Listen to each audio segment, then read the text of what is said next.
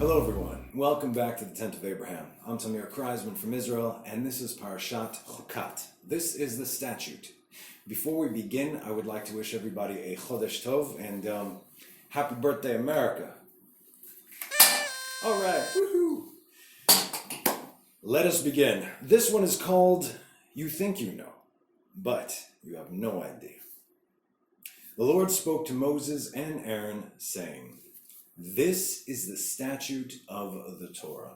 Vaydaber Adonai el Moshe ve'el Aharon le'emor, Zot Chukat HaTorah. Now often we translate Torah to law, but it's not exactly correct. There are commands, which are the mitzvot, which are made up of laws and statutes. Now I'll try and break this down as best I can for you. Laws are what you would call mishpatim in Hebrew, while statutes are chukim, chukat, chukim, the specific chukah, if you will.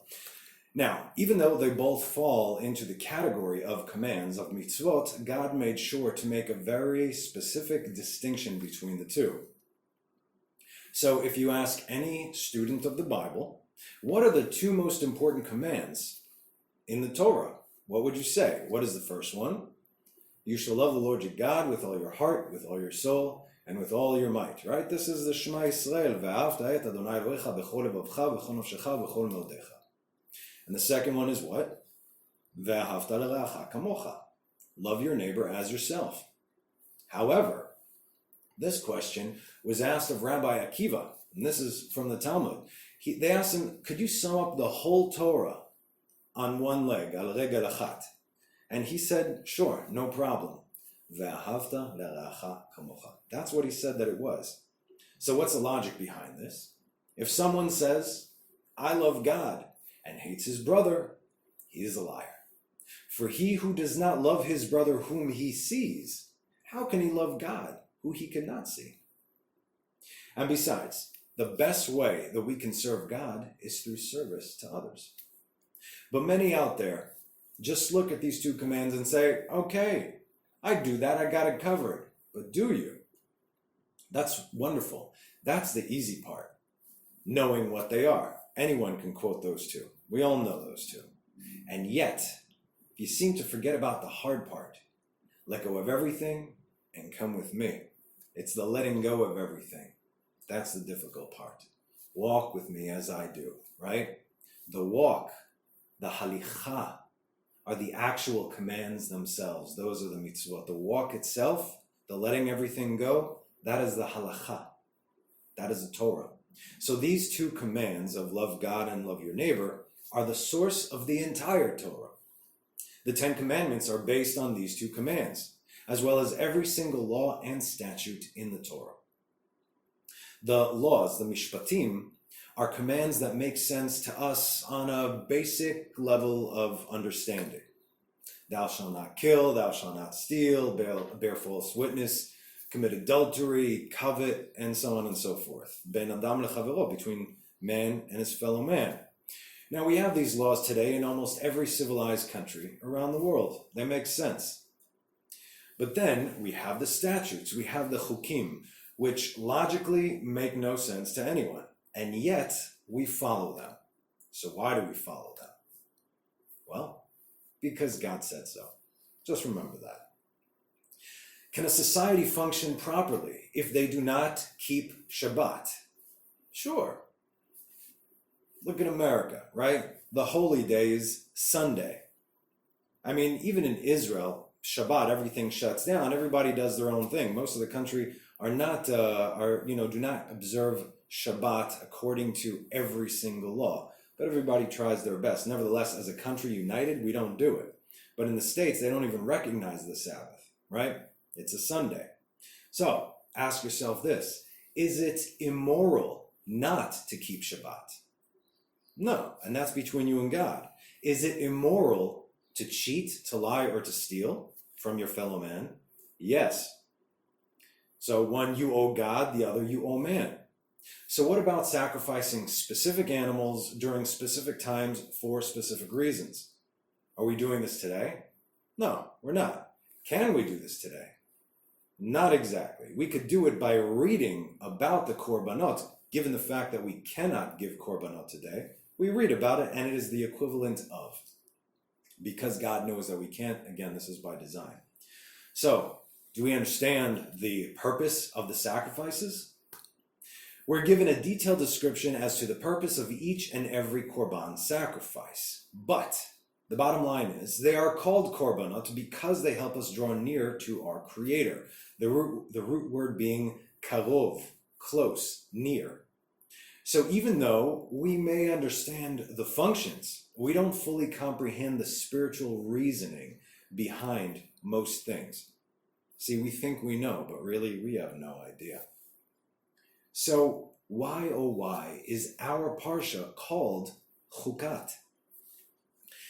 Because the second verse, if you look at the second verse, what we read before, it brings us the quintessential example of what the essence of the entire Torah actually is. It's all in that verse. The entire concept of what is known as the law of Moses. And this relates directly to the red heifer, the paraduma. So what is this mystery of the paraduma? Now, before we go on, I just want to let you all know, I don't have an answer for you, just to prepare you. And in this particular case, I don't feel so bad about that. You see, I'm in good company. King Solomon said in Ecclesiastes 7:23, Kol zot nisiti bechokhma, amalti echekama vehi rechoka mimeni. All this I tested with wisdom. I said, I will become wise, but it was far from me. So what is all this? All this, all of the Torah, which is all of existence, I tested. This is Solomon. As a result of my knowledge and my ability to comprehend everything, I said, I will become wise. But this one single thing I could not understand, the red heifer, because it was far from me. So if the wisest man to have ever lived cannot understand the true secret to this very specific statute, then don't worry now, little ones. This indeed is by design. It said that Solomon's wisdom rivaled Moses' prophecy. You understand? They reached the same conclusion through different means, but God gave Moses prophecy and Solomon wisdom. Both came from God. There are many different paths, but they all only lead to the same source. Moses, however, was given the understanding in this regard, but he couldn't explain it. Moses understood the meaning behind the paraduma. All we know is that the ash of the red heifer makes the impure pure and the pure impure. We know that there will be no more than 10 red heifers from the beginning, and thus far there have been 9. In other words, there's one more to go. We know that it is King Mashiach who will bring this particular offering before God during the third temple at the end of days. And there's also one more interesting numerical hint in verse 2. Let's go to verse 2 of the Parsha. This is a statute of the Torah, which the Lord commanded, saying, Speak to the children of Israel and have them take for you a perfectly red, unblemished cow upon which no yoke was laid. So the part to look out for is the exact description of what to take. Para aduma tmima, ein bamum lo ala alea ol. There's 2 ashers in there, but if we move the asher, which is which, and not the exact parameters of what it is, we get para aduma tmima, ein bamum lo ala alea ol. Now, if you take the numerical value of this gematria, which is considered a very strong remez, a hint, you get the number 1,335, 1335. And this is perfectly red, unblemished cow upon which no yoke was laid. Now, are any of you familiar with this number, where we've seen this number? Because it only appears one place in the entire Torah. And that is in the book of Daniel, chapter 12, towards the end. But I'm going to read a few verses back just for context. Verse 7. chapter 12, verse 7, Daniel. And I heard the man clad in linen, who was above the waters of the river, and he raised his right hand, and he raised his left hand to the heavens, and he swore by the life of the world. Now again, mind you, one must have the authority to swear by the life of the world. That in the time of 2 times and a half, and when they have ended shattering the strength of the holy people of Israel, all this will end, as in this is the time of the end. 8, and I heard, but I did not understand. And I said, my Lord, what is the end of these? And he said, go, Daniel, for the words are closed up and sealed until the time of the end. They will be clarified and whitened. They will be clarified and whitened, and many will be purified, and the wicked will pervert them, as in perverting the truth. And all the wicked will not understand, but the wise will understand. And from the time the daily sacrifices was removed and the silent abomination placed, right, the abomination that causes desolation, is 1,290. Now here it comes. Fortunate is he who waits and reaches days of 1,335. And you go to the end, and you will rest and rise to your lot at the end of the days. So again, it's interesting, but these are all estimations, these are theories, these are hints, these are guesses. We could see connections. So we have a potential Messiah, and then we have the end of days, and we have the red heifer, and we have what it does, and we have the number. Okay, that's great. We're getting more information. But still, we don't have a true understanding of what exactly the red heifer is. We have ideas of what might be involved in there. But do we have somewhat of understanding of how much of an emphasis God is putting on this very specific statute? Look at the language again in verse 2. Zot. Remember we learned about Zot, this. God pointed this out very specifically. Zot, Chukat, Torah, Tziva, Le'emor, Daber. This statute, Torah, commanded, saying, speak. You understand what's going on here? What's up with this thing? God prefaced this with so many commands to say, to speak, and the mitzvah, and the chukah. What's up with this thing? What's so important about this? And yet there's no understanding this matter. What are we expected to do with this here? God's saying, focus on this, focus on this. Yeah, what are we focusing on? So let's try and find some other similarities. We know that the sin of the golden calf, and if we don't know it now, you know, the sin of the golden calf was equivalent to the original sin in the Garden of Eden. In the Garden of Eden, Adam was conversing with God face to face. There was no separation, right? He was considered on the highest level of creation other than God himself, in his likeness, in his image. And on Mount Sinai, during that time, the children of Israel also heard from God and were all elevated to the exact same status as Moses. Do you understand? At that moment, they were given the ability to understand and comprehend all of creation, all of the Torah, all of existence. It was all downloaded. They received everything. There was no separation.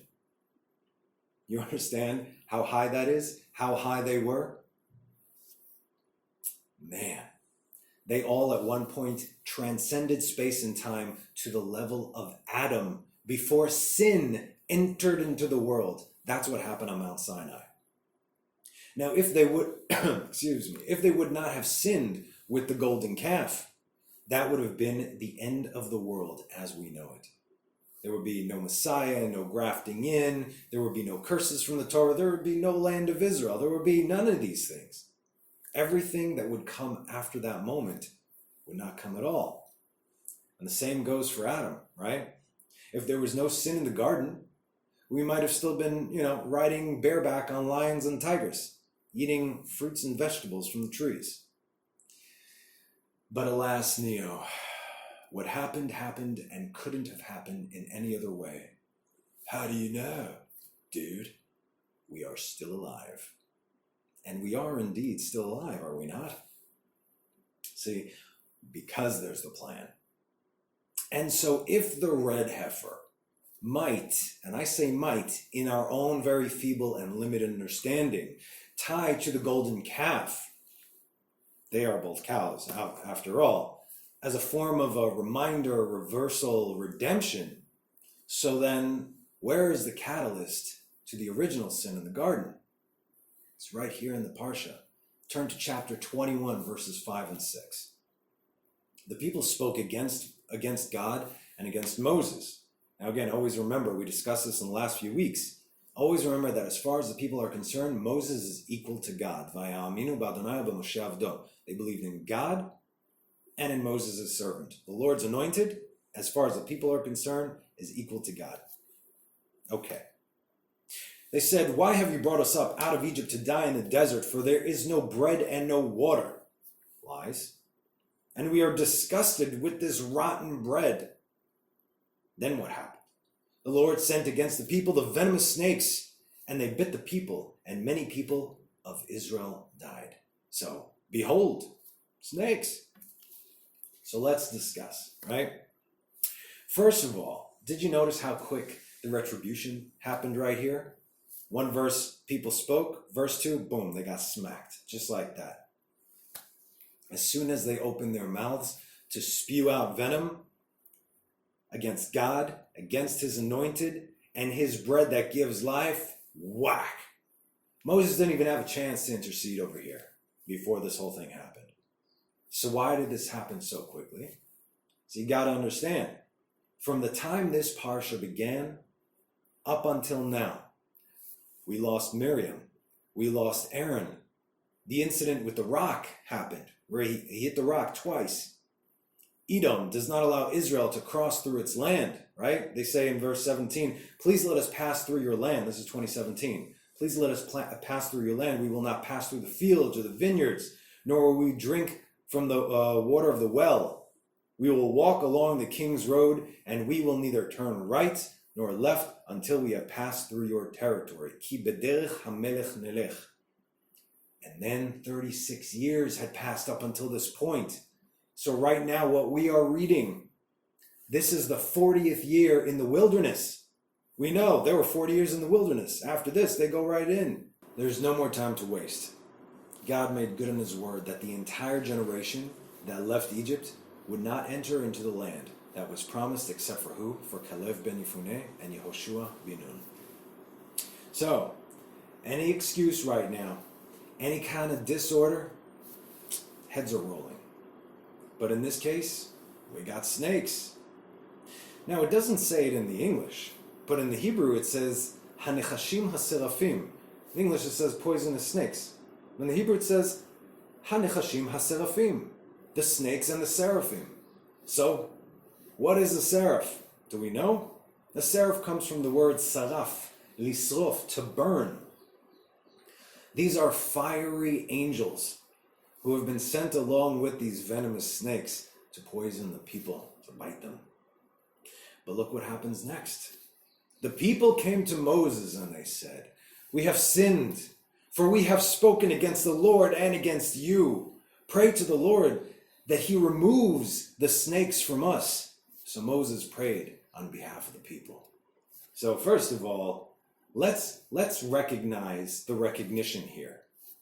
I think they might be getting it. Recognition, repentance, confession, prayer. They were doing tshuva, just like that. And also, they knew that for 40 years, there are no snakes, no scorpions, no wild beasts. Nothing from nature was attacking them. And now, all of a sudden, they had all these snakes coming out from everywhere attacking them. They knew this is definitely the hand of God. So, fiery angels, were they really harming the people? Or was it just like placed over there as a type of exaggeration, if you will, even though we know the Torah doesn't exaggerate? So Moses prayed on behalf of the people. And what happened? The Lord said to Moses, make yourself a serpent and put it on a pole, and let whoever is bitten look at it and live. Now let's read the Hebrew, because this is how everything gets lost. Vayomer Adonai el Moshe, and the Lord spoke to Moses, Aseh, do, lecha, for you. Doesn't say nachash, it says saraf, make for you a seraph, and put it on the pole. So wait, did the children of Israel actually see these fiery angels? Probably not. These are beings of pure spirit. So how come God told Moses to actually make one for himself? Make a saraf? How is that possible? What do you mean, make a fiery angel and put it on the pole? Am I in acid right now? What's going on? What are you telling me to do? What's it mean, man? Make a fiery angel and put it on the pole.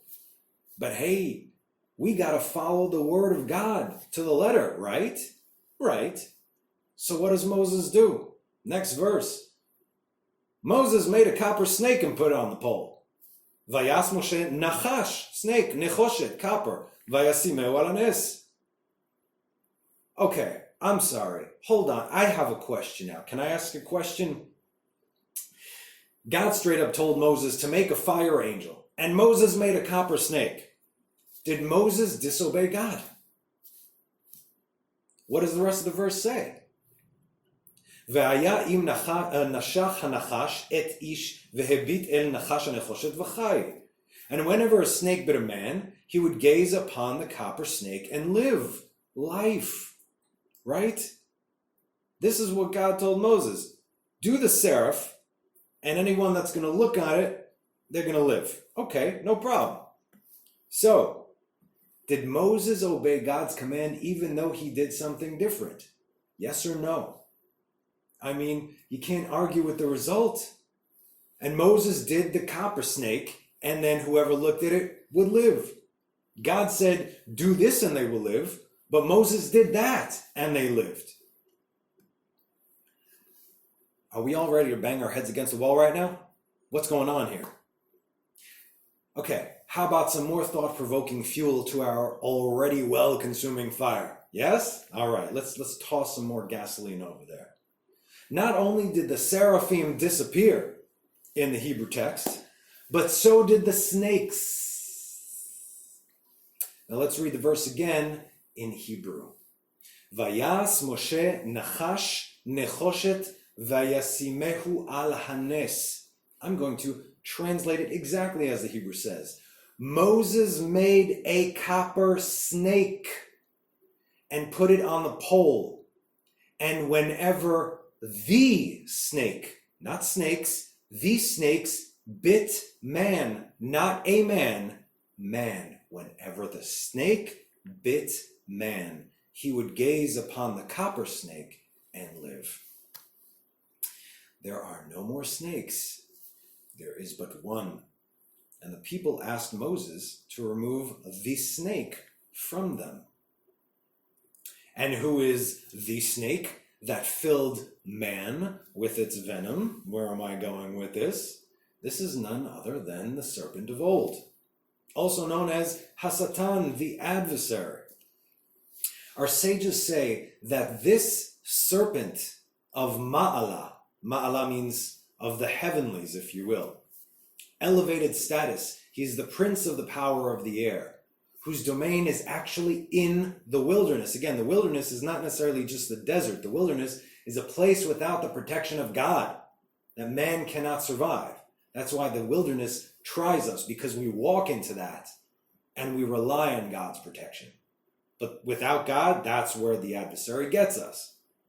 Everything is designed to kill man in the wilderness, as we had discussed in the beginning of the book of Numbers.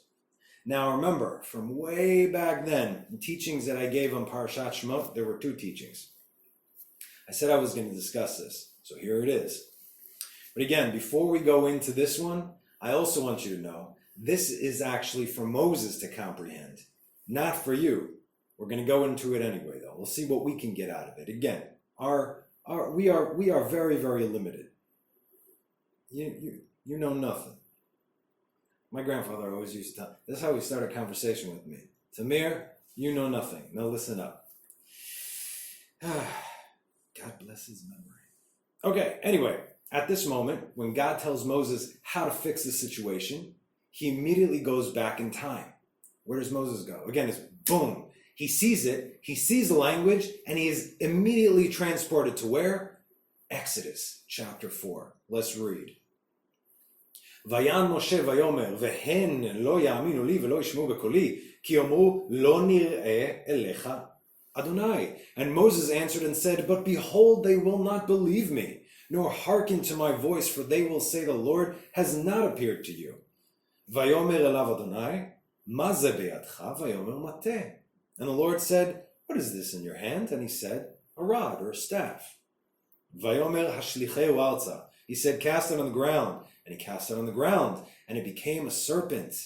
And Moses fled from it. Look what the Hebrew says. Remember, we got to put the nachash al hanes. Nun samech. Vayishlicheu alza vayehi lenachash. Vayanas Moshe mipanav. Vayomer Adonai Moshe, shlach yadcha ve'echos biznavo, vayishlach yado ve'echazek bo, vayehi lemate bekapo. And the Lord said unto Moses, put forth thy hand, and take it by the tail. And he put forth his hand, and he laid hold of it, and it became a rod in his hand. Leman ya'aminu, so that they may believe that the Lord, the God of their fathers, the God of Abraham, the God of Isaac, and the God of Jacob, has appeared unto you. God sent him back in time to get a hold of that serpent. This is what he was training him for. He's now using his training right there. Vayanas Moshe mipanav. Moses back in the day fled from the serpent. God said, you are not fleeing from the serpent. You will take a hold of him. Leman ya'aminu ki nira elecha Adonai, that they may believe that the Lord, the God of their fathers, has appeared unto you. Simoto, where al hanes, verse 8, so that whoever sees it, looks upon it, acknowledges it, will live. Ki nira elecha Adonai, leman ya'aminu, that they shall believe and live. Does this make a little bit more sense to us? A little bit, okay? No problem. I mean, I understand that you might understand the words that are coming out of my mouth. But do you understand what is actually going on here? Because if you do, let me know, okay? I'm also very limited. Chukat, baby. That's what it's all about. Moses understands that the sinful nature of man has separated us from God, beginning in the Garden of Eden, by means of the cunning tongue of the serpent. He didn't make anybody do anything. Adversary. He was a deceiver. And so our actions in this world right here, in this realm, in this reality, have a direct effect in the spirit realm. Hence, seraphim. You can't see them, but they're there. Maybe manifesting as snakes, maybe not. We don't know. So he takes the physical and spiritual image of sin, which is the nachash, our sin. He makes it up of bronze. Why bronze? Bronze comes from the earth. It represents the physical, the material, and forms it into what could very well be a mirror to every single man. So what did they see when they looked down the pole and lived? What did they see once the venom infected them? Why would a bronze serpent make the poison stop? Logically, this makes no sense. I just got physically bit by an actual snake. There the bastard goes. I saw him right in there now. He bit me. I'm dying. I'm just going to now look at a bronze serpent on a pole and I'm going to live? How does this make logical sense? You don't understand this. I don't understand this. Nevertheless, it's here. Why would it make the poison stop? Now, the hint that is most popular, okay, it's used in this instance, is the fact that the nachash, the serpent, and Mashiach have the same numerical value of 358. Okay? So a lot of people like to say, okay, they're looking at Mashiach, the serpent, Mashiach, go ahead, explain that. So that's all great and all, except it doesn't answer anything. So let's say they're looking at Messiah on the pole. What does it answer? If someone looks at Messiah, will they be cured from the poison and live just by looking Come on, that's not how it works, and everybody knows it. We weren't called to look, we were called to live, right? In a way, if you think about it, on face value, when you would look at the serpent, all you would see is the serpent, who represents sin. In other words, you're looking at sin right now. Until, now here, and this depends on each and every one of us as individuals, until you realize that the serpent, who's the serpent? Me, you. That serpent on the pole with all the venom and all the sins that lusts after all the materialism from the earth, that's us. That's me, that's you, that's every person that is alive and breathing from the time of Adam until this very day. But the moment that you see this, and the moment that you acknowledge it, because again, that's where pride comes in, say, no, that's not me. I'm a decent guy. Come on, I don't lie or cheat or steal. I'm good. That's who is this? This is not me. But it is. Then you still got the venom infecting your body and you don't know it. But the moment you see it and acknowledge it, something changes. The poison that is currently inhabiting your body actually belongs right up there. It doesn't belong here. It belongs there. See, that's its source. So what changes? You become clean. The poison has left you, or rather, you are given the opportunity. That's what this is all about. The serpent was always unclean. That's his job, right? Sin incarnate. However, I believe that it's the very moment that we take responsibility for who we are and how we live, that a door is then open to us, and not a moment sooner, because then it would be wasted. God wastes nothing. The moment we accept, right? Give the poison back to the serpent and give your heart back to God, because that's where all those things belong. Thereby, restoring all things. And at the end of the day, all this might just be one crazy dude's interpretation of things, because logically, none of this makes sense. And yet, we believe, and even more so, we trust. And why? Why do we trust? Because we choose to believe. We choose to trust. We choose to obey. We choose to follow. We choose to submit. And we choose to receive. So, what's the point of the red heifer and this chukat, this statute that we are told to focus on, yet we don't understand? Are we any closer to understanding the hidden meaning of it all after everything we've gone through? Has the Holy Spirit enlightened us to the things that no man has ever understood, aside from maybe Moses? No, it has not. And guess what? That's the entire point of Chukat. This statute, Torah, command, saying, speak.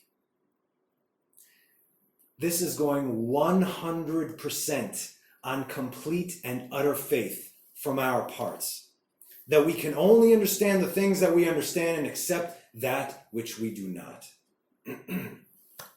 Reinhold Niebuhr famously and perfectly stated, and I'm sure some of you know this, God, grant me the serenity to accept the things I cannot change, the courage to change the things that I can, and the wisdom to know the difference. If something doesn't make sense to you, and a lot of things don't, to me as well, be very careful before tossing it out. Very careful. Again, your soul is in the balance here. That's it. We all think we actually know something, but we really have no idea. And so the question that I will leave you with is this. Don't worry, I will answer this one, okay? Because this one I know. Here's the question. If there is no hope, so long as we are alive to fully, or even in a large part, maybe a little, but not really, understand the things that we learn from Torah. Why then are we commanded to dwell on them day and night? For what purpose? The answer, my friends, is blowing in the wind. No, but the answer is rather very simple. Because God said so. And if that answer is good enough for you, then you are in good company. For that was the answer that Abraham, Isaac, and Jacob gave before the question was ever asked. That was the answer that Moses gave, and he gave his life to fulfill. That was the answer that David took great joy and pleasure in all the days of his life. So to each in our own way, and according to our own level of understanding, go back to where it all began. Do not stray from the path. Do not eat from the fields or drink water from the wells, but walk in the way of the King, and you too will live and see the promise fulfilled. Forget what you think you know, because really, you have no idea. So, I just want to thank everybody again for joining me. I'd like to thank you for all your support. I'd like to wish everyone a happy and safe 4th of July. And America, you've done a lot of good. Keep it up. Like this, keep it away from my beard. Happy 4th of July, y'all. I'll see y'all next week. Bye-bye.